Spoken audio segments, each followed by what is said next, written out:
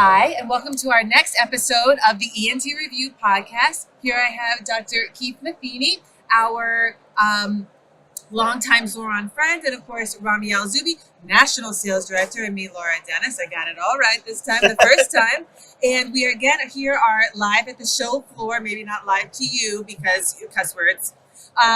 But we're here in Philadelphia. It's a rainy, miserable day, but we are having a great time here. And we have a bunch of really great questions. So, Rami, why don't you go ahead and kick it off for us? Absolutely. Thank you, Laura. Today, we're talking with Dr. Matheny about the business side of ENT. I know it's kind of hard to sometimes think about it like that, especially as you guys are focused on patient care and helping your patients and your staff and your practices. But I think Dr. Matheny has a unique perspective through his experience about the business side of the ENT market. With that said, Dr. Matheny, I'd like to kick it off. How can physicians really think about the business side in addition to obviously the patient care side? Well, thank you, Rami. Thank you, Laura. I'm passionate about this, and so I'm really fortunate to have the opportunity to talk about this. So I care deeply about the business side of practice, and it's not just because I happen to like it. I care more about us maintaining our independence and the ability to care for patients. And if we don't run good businesses, which honestly most of us have room for improvement, to say the least, that is going to be taken out of our hands. So many of us are under pressure to sell our practices to a hospital system. Many people across the country are looking at outside investment in their practice. Optum, United Healthcare, owns tens of thousands of physicians, not necessarily ENT physicians, some, but physicians of all types. So that's happening in the marketplace, whether we like it or not. And so if we are not strategic, if we are not diligent about looking at the business side of things, those decisions are going to be taken away from us, and we lose so much of our autonomy. What are you seeing? You mentioned hospital owned. I remember this was a trend maybe 10 years ago, and we would go into even like an area of the country like Wisconsin or something. It's like, oh my goodness, all of these ENTs have sold their practice in. But now we're seeing it turn around. Yeah. Right? Where they're divesting themselves from the hospital. To what do you attribute that? Is it the autonomy? What? No, it really is because the hospitals aren't making as much money off of us as they thought they would. Oh, wow. So it's actually not been a good deal. This is a blanket statement. Right. No, of course. But it hasn't been as profitable for them. So the goal for a hospital system is for an ENT physician to bring all of their cases to their radiology facilities, their ASCs, etc., to put patients in the hospital. And we all know that the ENT space is moving into the office. Yep.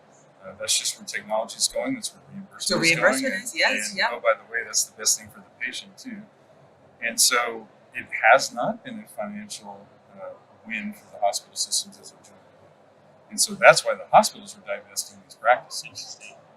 Interesting. That's As that shift continues to happen, what do you think is the biggest mistake ENT practices are making that as they either starting kind of reback into their own practice or an existing practice from a business standpoint? Is there something that you continue to see? Because you obviously have been having lots of meetings through your businesses with a lot of practices. I'd be curious to see if you're seeing a theme or one common kind of issue that you see a lot of practices making.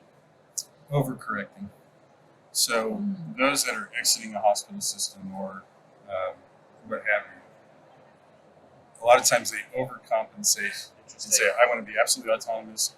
I don't want to hear from anybody. I want to even consider other options, outside management, outsourcing this, streamlining that. And at the end of the day, we all went into medicine because we want to care for patients. We like science. We like research, those kinds of things. We are not business experts. ENT physicians, we're the top of our medical school classes. It's not that we're not capable of knowing that stuff, but when we go to school till we're 32 or 33 years old, we just go get an MBA and now. never had a single business class, Yeah.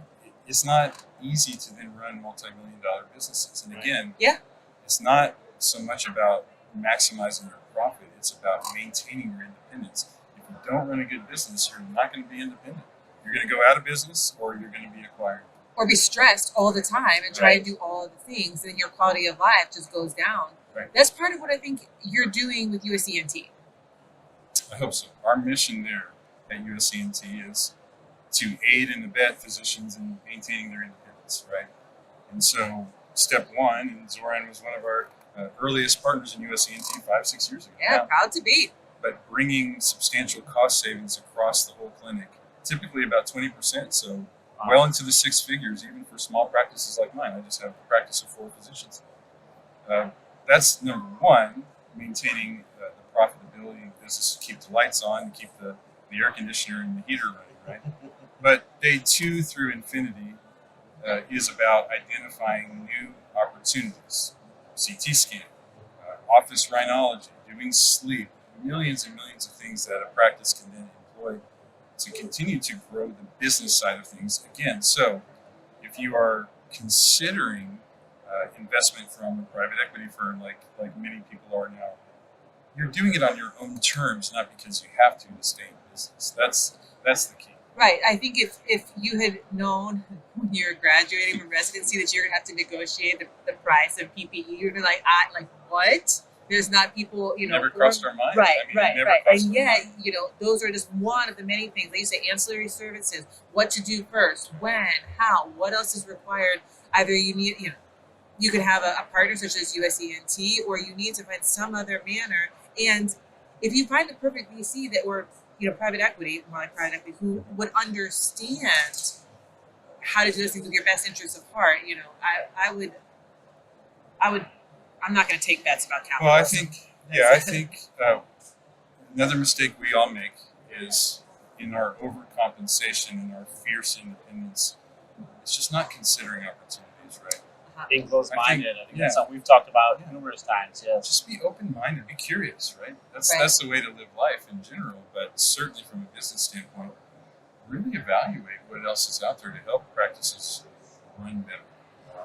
I've seen that over the years as well, where physicians will tell me time and time again that they need 3, 4, 5 doctors to kind of be able to support CT, and it's simply not true. We have a large demographic of solo practitioners who have implemented CT, 1, 2 doctor practices who have made it very successful for them. So when you consider all aspects of not only just CT, but running a practice, which includes running a business, I think you definitely have to be open-minded. That's a great way to put it. CT is a great example, right? So it's one of our central tenets when we talk about day 2 at USENT. And many of our practices, we have over 600 physicians now, but many of them are in solo practice or certainly 2s and 3s.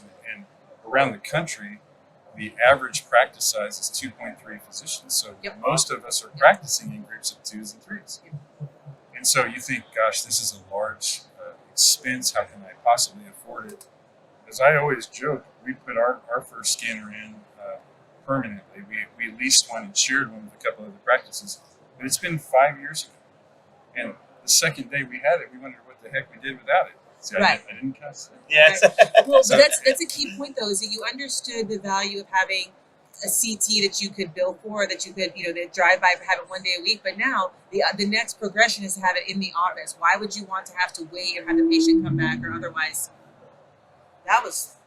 schedule, or otherwise have to schedule your patients when you could just do everything right there and get them their treatment plan. Even if we didn't bill, we do. With many payers, we're able to bill, and we've gone through the proper CME and all that stuff that you have to do state by state. Even if we didn't, from a business standpoint, it is so worth having a CT scan. Not that this is only about that. There's several other lines that in the ENT practice that are just as worth it. And speaking of CT, as you said, Laura, when we see a patient, we're able to immediately, after examining them, walk them down the hall, shoot the CT scan, 18 seconds later, review it with the patient, come up with a plan. I don't know about you, but I don't have time to go to a physician and then go somewhere else and then go back to the physician, and our patients don't either. So they love being able to do it all at one stop. Yep. And we saw an immediate uptick in not just surgery and office balloons and things after we put in our CT scan, but allergy testing. Just in general, retaining those patients. We didn't even recognize how much leakage we had when we were sending scans out, or in my case, when we were releasing a scanner once a week, which was during my OR day, so I was never able during the clinic day to get a same-day scan. So I was telling the patient to come back a different day. It's the same thing. And it's not because of overutilization. It's really important to point out, because clinicians can be concerned about that. It's because not just ordering the scan, but getting those procedures back. It's because you have that compliance, right? When you say that you see those upticks, it's because of the patient compliance, not because the physician has now gone crazy ordering scans and scheduling surgeries. Yeah. These are people that, in theory, wanted to have something done, right? But whether they waited 2 weeks for the scan and they felt a little bit better, right? They never came back. They just didn't come back. So it's a good distinction.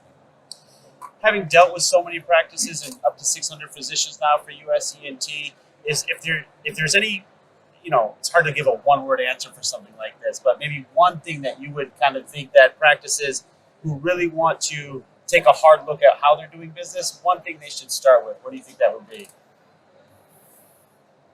Coding. Yeah. We are really terrible at that. And I've looked at that. It makes me want to throw my computer out the window. Well, it's a moving target, right? And so it's constantly changing. But we get no training on that. We just took a new associate in our practice, and so training has not gotten any better than obviously I trained a little while ago, over 20 years ago, where that was just done for us, and probably by the hospital not done very well, but it's something that we didn't even pay attention to. And yet it's really the lifeblood of how we stay in business. Again, that's not a taboo topic to talk about being paid for our services and being able to stay and solve in businesses. That's what allows us to actually care for patients and do what we want to do. And so even in my practice recently, during COVID and we had some key retirements of long-time employees, we put some individuals in spots in our revenue cycle. So we're talking about the coding and the billing and the collections that weren't as qualified as we thought they were. And for about a year to 18 months, we saw our revenues really dip. Oh, wow. And we chalked it up to COVID, we chalked it up to a variety of factors instead of realizing, no, it's just the nuts and bolts of properly filing claims, following up on claims, following up on protests, really eroded our That's that also learning a management skill, trust but verify, right? Verify that what you requested to be done was actually done. I call it the constant circle back of management. She's talking about me, guys. Is what she's talking about. Not only, Rodney. So making sure you think they're going to do exactly what I say. Well, or even that they're qualified. That's the mistake. Not necessarily what you say, but what they're supposed to do. Yeah. Right. Which is yes. So, Robbie, you have any other questions here for Dr. Matheny today? Just that I know, practices can always turn to US ENT for help. Did you have any other recommendations for practices who are looking to get kind of started? Yeah, or maybe we should start a business side of ENT course or something for new residents. So it's funny you say that. So one of my dreams as an offshoot as US ENT grows and is very successful is to do just that. So to actually have a course, maybe at first it's a short course, but teaching residents, even teaching medical students, some of the business sides of medicine. I mean, we go to school forever and then we're unleashed on these businesses and we have no idea how to do it. With lots of debt, with lots of, And so we turn these practices over to those in our practice that have been there the longest, right? That seem to know what they're doing, but that's often someone that is a nurse or someone else that again doesn't have business training. Business either. Yes, and maybe she or he has learned it over their 20 or 30 years, and maybe they haven't. They're just doing it the same way they've always done it. And so again, I think trust but verify is so important. As the physicians, these are our businesses. We're the captain of the ship, right? And so we need to make sure that our staff, those that we delegate to, are actually doing things correctly and efficiently.